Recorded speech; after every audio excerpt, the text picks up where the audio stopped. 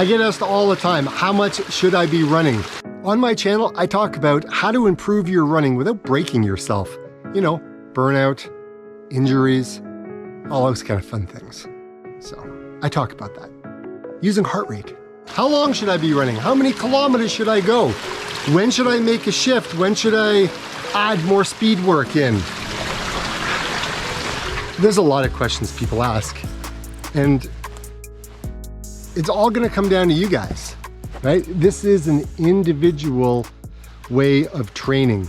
Not breaking yourself is probably one of the hardest things not to do in running. You're running at a fast pace. If you're running too much, there's a lot of pounding on the pavement and on the trail. I've always asked myself, how much is too much and how long is too much? Or am I not running enough? These questions are real and they're going to impact you in your training. This is my take on it, guys. Question of the day, what is your favorite day to go running and how far do you go? Comment below and let me know. If you're a new runner, right? If you are a new runner who has never trained their aerobic base, right? You've never run slow, you've always been running fast, okay? I'm gonna tell you, most people actually fall into that category of not working on their base. You are going to be extremely frustrated. You're going to question yourself and your sanity, whether or not this is the right way to train for you. Run at a rate that is sustainable and you can be consistent with, because if you're not consistent, you're going to struggle, okay? So I know that you wanted to know how long and how far you should be running. And it's hard to answer that question because it is all based on your individual experience with running. If you've been running for a long time, but you've been burning the red line too long and you need to cool it back and start running in that nice, comfortable recovery pace, aerobic based training mode that you've probably never ran in before for too long to build the base, yeah, you're gonna have a tough time. Now, if you're a beginner runner, this whole running thing may be new to you, right? So you're going, okay, I don't understand this whole base thing. So what I would suggest is maybe run 3 to 4 times a week. Maybe start off just, doing a run-walk method that you may have to do with MAffetone. You're gonna be running at a heart rate of 180 minus your age. If you're coming back from an injury, you're going to reduce your beats by 5. If you have been training for 2 years and have not had an injury, you can increase by 5 beats. Now, if you are on medication, what you'll want to do is reduce your beats per minute by 10. Don't yell at the messenger. Don't yell at the messenger. This is just what Dr. Phil MAffetone has talked about. Now, if you are over 65, okay, and I don't know, I would say more like 60 from what I've seen, because if you're over 60, you can add an additional 10 beats on per minute. Now, the reason for that is Dr. Phil MAffetone, when he was doing all of his research and experiments with athletes on this, he didn't have a lot of people in their 60s running. And so it was really hard for him to kind of get a real good grasp on the older we are, like I said, above 60, where things are going to be with your heart rate. So again, that's why it's an individual based. You want to try it, see what happens. And if you're doing a MAF test and it's getting worse and worse, then you may have to kind of bring that back down a bit by 5 beats. So again, play with that, plus 10 number. I think a really good sweet spot for running is, for me, I started at 30 kilometers a week and I kind of worked my way up from that. And I ended up running on average, I think very sustainably, about 100 kilometers is what I was, right? So you could look at that and go, okay, well, that's 60 miles now, or 62 miles. But here's the thing, guys. Here is the thing. We are all individual. We are all coming from different running backgrounds.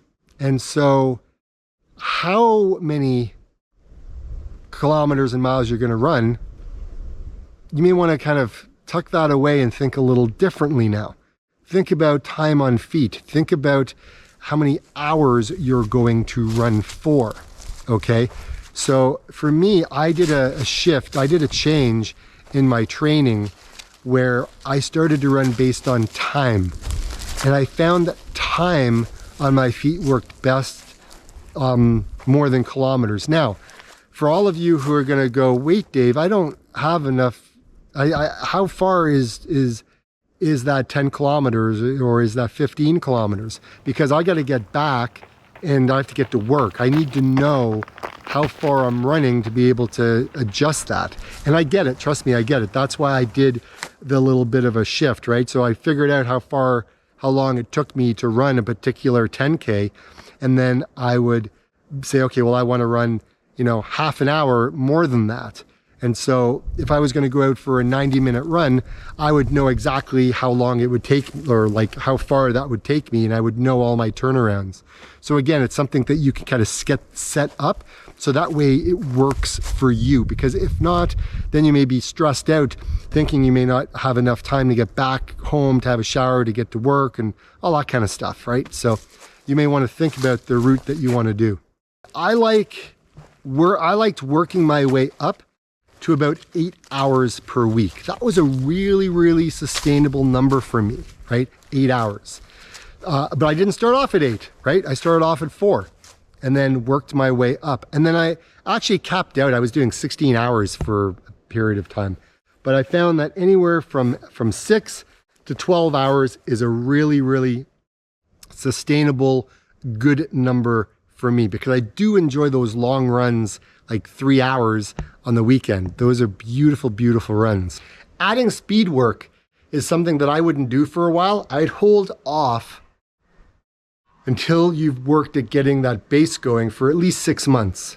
Now, if you don't have time to wait, let's say you got a race that you have to get out and do, then your training may be very, very different than what I'm talking about here, okay? That's gonna be maybe more of a HIIT training. You're gonna be doing maybe 800 meter repeats, 400s, 200s, tempo runs, stuff like that, right? Now, I'm not gonna say that you're not gonna be doing that at some point. Yes, you will, but it's best to work on a base and then you can build from there, because it's kind of like building a house. Like, I'm not gonna build that unless I have some sort of a foundation to build up from. The same thing in my body, right? If my heart isn't good, well, if my ticker isn't good, I ain't good. Now, there's a lot of different ways that you can figure out your heart rate and what zones you're gonna be in, right? Because the way I've been doing all of my training, I do MAffetone Method training, right? That's what I do, 180 minus my age. But there are other methods to figure things out, right? Like, I just like that to build my base. There are ways to find your maximum heart rate. So there are different methods, right? So setting up your zones can be a little bit of a challenge if you haven't done any fast speed work to figure out where your maximum heart rate is. And to be quite honest, I haven't done any specific tests to say that this is what my maximum heart rate is, but I have pushed myself for quite a bit, that I have a general idea without actually doing a test. I had a challenge with boredom. Like, man, this method can really, really test your patience. And I'm a patient guy, but even me, after a period of running slow and steady, right? So 8 hours of running slow, there reached a point where I'm like, man, I just want to add some speed work in. So finally, when after 6 months was over, I was like, okay, handbrake comes off and Dave goes. And I'll tell you, man, it was such a beautiful, beautiful feeling to see what the legs could do. And man, I was happy. I was extremely happy. And if you click up here on the card, you can see what that was like. Because again, it took me a journey to get there, but man, it was awesome. So remember I talked about a foundation? Look at these logs. I went ahead, I was sitting here earlier today, and each of those could represent a month of training. Each month. And I'm able to get higher and higher and higher as the months go on, because I go ahead and I can put another log on.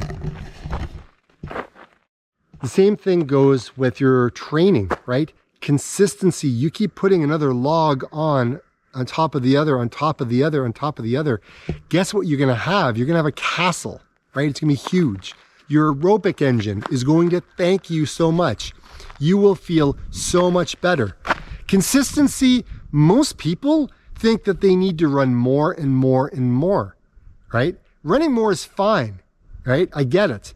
But if you're randomly running inconsistently, then you're really not going to get the benefits. You're going to find yourself even more frustrated than you were before.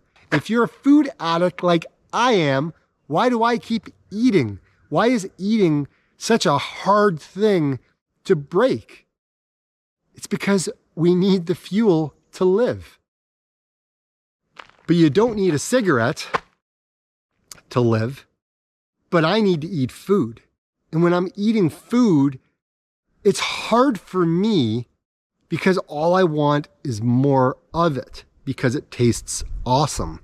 And so for me, food is a big challenge, and running slow really, really helps with that. It curbs the appetite because I am not burning all the glycogen. I'm actually running using my own fat cells, storage, whatever it is you want to call it. I'm using my own body fat to burn. How flippin' awesome is that? When I used to run fast all the time, man, I was so flippin' hungry. All I ever wanted to do was eat and shove my face with everything. But it's not like that anymore. But I tell you what I do miss. I do miss where I run like a tempo, or I'm doing like a speed session, like a lot of anaerobic, and then I can let the afterburner kick in and my metabolism goes crazy for like 2 days. Something that I didn't realize would happen when I train using low heart rate is my stride. It got shortened down, and I run on my like 4-foot running. I'm not heel striking anymore. But I found just like my whole gait, everything just kind of slowed down extremely, I don't know, too much for my liking. So when I started to add some speed work in, it was really good. So before a race starts, you may want to go 6 weeks out and start putting in some faster runs to kind of get the leg turnover going. There's another challenge with heart rate training. Since it's so variable from person to person, climate to climate, because running in the hot summer sun is so different than running in the winter time. When you're going through all these changes in seasons, I find anyways that I end up running slower in the summertime.